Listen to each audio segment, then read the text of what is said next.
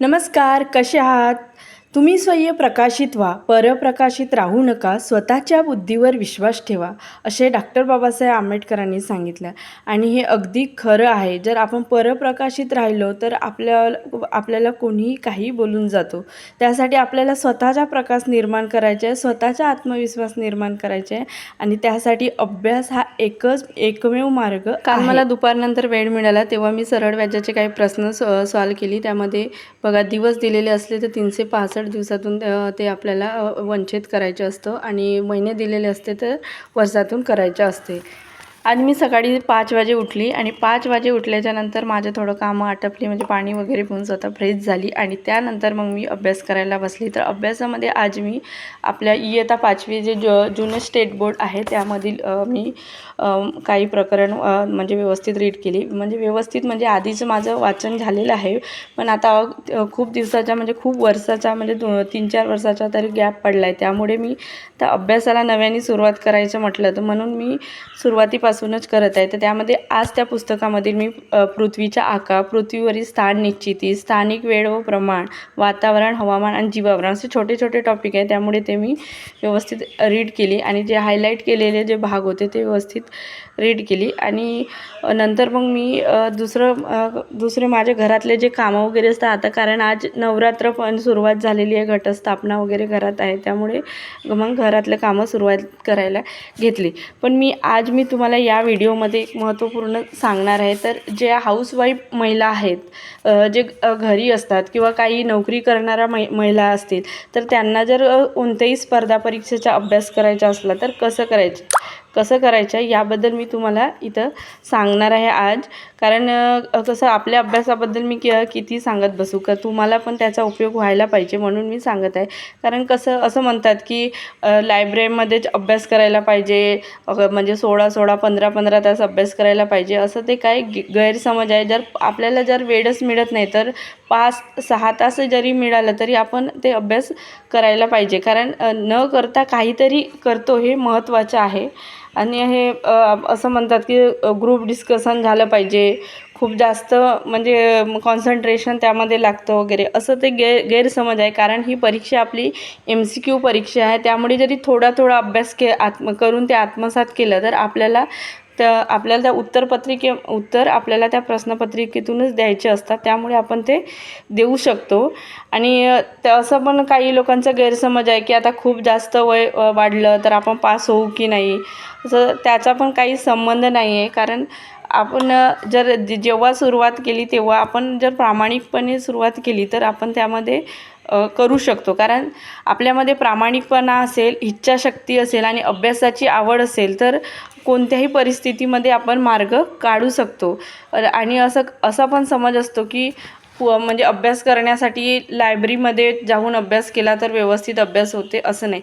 जर इच्छाशक्ती तीव्र असेल आणि आपल्याला अभ्यास करण्याची आवड असेल आणि आपलं काहीतरी स्वप्न असेल, काहीतरी ध्येय असेल की नाही मला करायचंच आहे पूर्ण, तर आपण कोणत्याही परिस्थितीत, कशीही परिस्थिती असली तरी आपण ते करू शकतो. कारण आपण जेव्हा म्हणजे आपण शिकत होतो की जसं 8वी 9वी 10वी 11वी 12वी, तेव्हा आपल्याला घरी काही कामं होते की जसं आता जर ग्रामीण भागातील एखादी मुलगी असेल किंवा मुलगा असेल तर ग्रामीण भागातल्या मुलींना शेतात जावं लागतंच आणि ते शेतामध्ये जातात तरी पण ते अभ्यास थांबवत नाही आणि अभ्यास करतात, ते शिक्षण पूर्ण करतात. तर तेव्हा ते अभ्यास केलेले असतात. तशाच पद्धतीचं आपलं कामं आटपून जसा वेळ मिळाला तशा त्या वेळेमध्ये आपल्याला हा पण अभ्यास करायचा असेल. जसं 10वीला अभ्यास केला, 12वीला अभ्यास केला, सेम तसाच अभ्यास आपल्याला ह्या स्पर्धा परीक्षामध्ये पण करायचा असतो.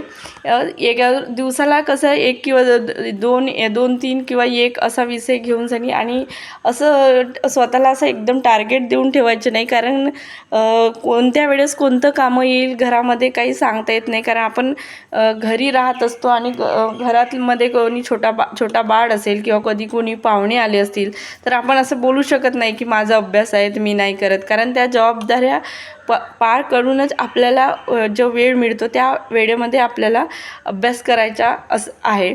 आणि असं पण नाही की आपल्याला हा विषय अवघड आहे, हा विषय कठीण आहे, असं पण आपण म्हणून चालणार नाही. कारण जर आपल्याला करायचं आहे तर त्यासाठी आपल्याला मार्ग शोधावाच लागेल.